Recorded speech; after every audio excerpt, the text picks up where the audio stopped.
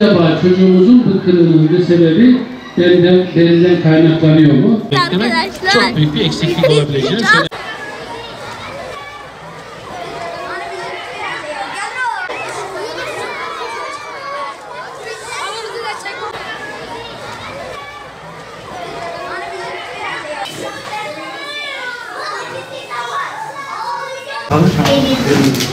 Pelin'e bakayım.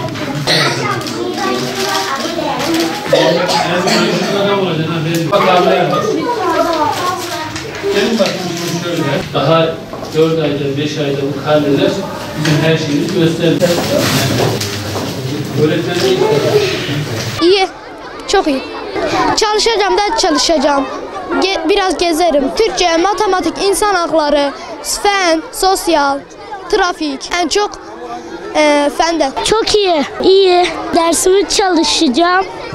Dışarı çıkacağım. İngilizce kötü biraz ama matematik çok iyi. Fen bilimleri çok iyi. Türkçe çok iyi. Hayat bilgisi çok iyi. Çok mutluyum.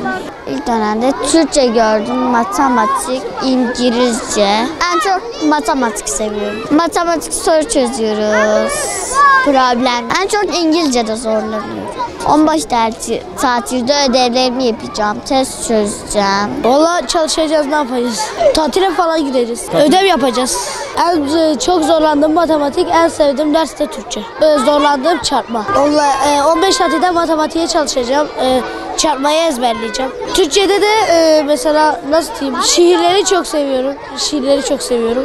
Vallahi burada matematik kursuna geleceğim. Ondan sonra matematik kursundan çıktığımda gidip kuzenimle oyun oynayacağım. Matematiğe daha çok kafamı yoruyorum o yüzden. Öğrenci arkadaşlarıma bir de öğretmenlerimi özleyeceğim. Etkinlikler yaptım, ders yaptım, bedene çıktım. Hayat bilgisi, Türkçe, matematik, beden dili, müzik, İngilizce, matematik. 15 tatilde ders çalışacağım, okuma kitapları yapacağım, oynayacağım, dışarıya çıkacağım. Kitap okuyacağım, derslerimi yapacağım, oynayacağım, kitap okuyacağım, her şeyi yapacağım.